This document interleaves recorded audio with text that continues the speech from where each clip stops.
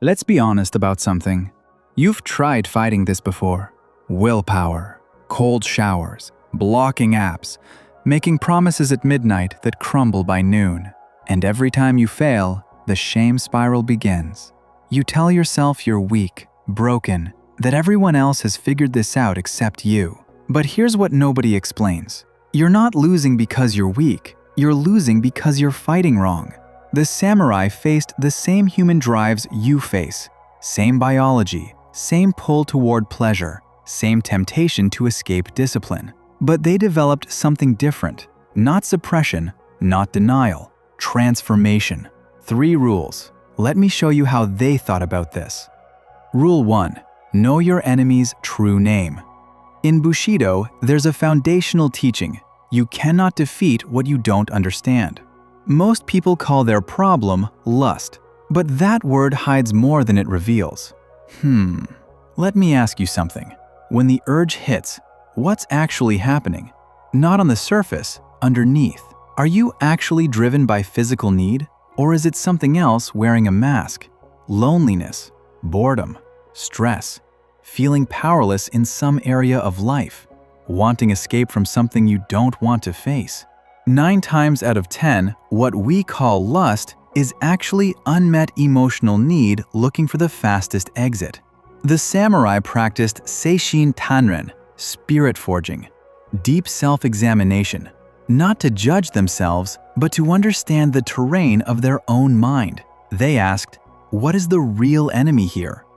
Because if you're fighting lust, but the actual problem is loneliness, you'll lose forever. You're swinging at shadows while the real opponent stands behind you.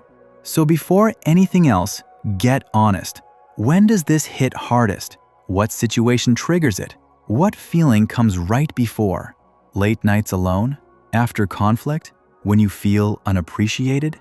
When life feels meaningless? Find the pattern. Name the real enemy. That's where the battle actually begins. Rule 2. Never fight energy, redirect it. Here's where most people destroy themselves. They try to kill the desire, suppress it, crush it through sheer force. This never works, not long term. Why? Because desire isn't your enemy, it's energy. Raw, powerful, creative energy. The samurai understood something about energy that we've forgotten. They called it ki, life force. The same energy that fuels desire also fuels greatness, creativity, ambition, physical strength, spiritual depth. You don't destroy ki, you channel it. This is the principle of tenkan, redirection. In martial arts, you don't block an attack head-on. You redirect its force. Use the opponent's energy against him. Your urges work the same way. When that energy rises, and it will rise, that's biology, you have a choice. Let it control you, fight it and exhaust yourself, or move it somewhere else. The samurai didn't sit in cold caves trying not to feel. They trained, they created, they channeled fire into purpose. Yeah, this sounds abstract. Let me make it concrete. When the pull comes, your body is flooded with energy, heart rate up, focus narrowed, ready for action. What if instead of acting on the obvious path, you moved, literally moved, dropped and did push-ups until your arms burned, went outside and ran until your lungs screamed, picked up a project that demands total focus, not distraction, redirection. You're not pretending the energy isn't there, you're giving it somewhere else to go. The samurai spent hours in physical training not just for combat readiness, but because they knew undirected energy becomes destructive. Energy needs a target. Give it one. Rule 3. Forge an identity that cannot fall. This is the deepest level, the one most people never reach. Rules and tactics only work temporarily. Eventually, willpower depletes, motivation fades, circumstances change. What remains when everything else fails? Identity. The samurai didn't resist temptation because they were trying to be good. They resisted because of who they were. A samurai serves his lord, protects the weak, lives by a code. His actions flow from identity, not effort. He doesn't lie because he's not a liar. He doesn't flee because he's not a coward. He doesn't surrender to impulse because he's not controlled by impulse. See the difference? Most people try to change behavior while keeping the same identity. That's exhausting. You're constantly fighting yourself. But when identity shifts, behavior follows naturally. This is the concept of Bushido no Ichigon, the word of the warrior.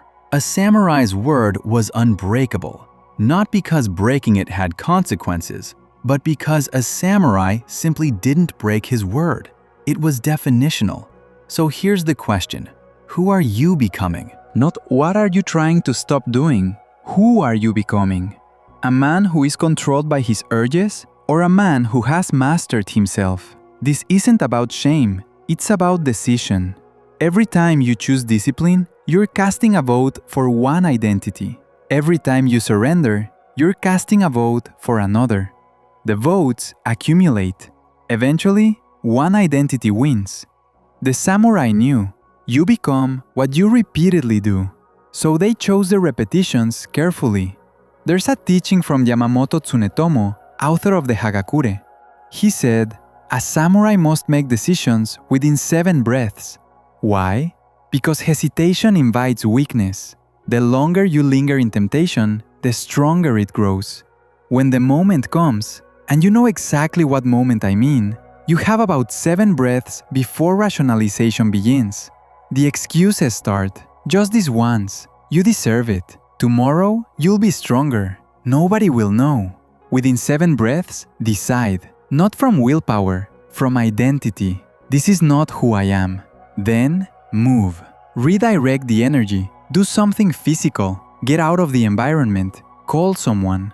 But do it fast. Because hesitation is defeat in slow motion.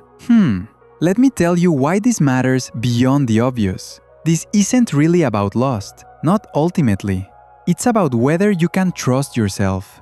Every time you say you'll do something and don't, something breaks inside.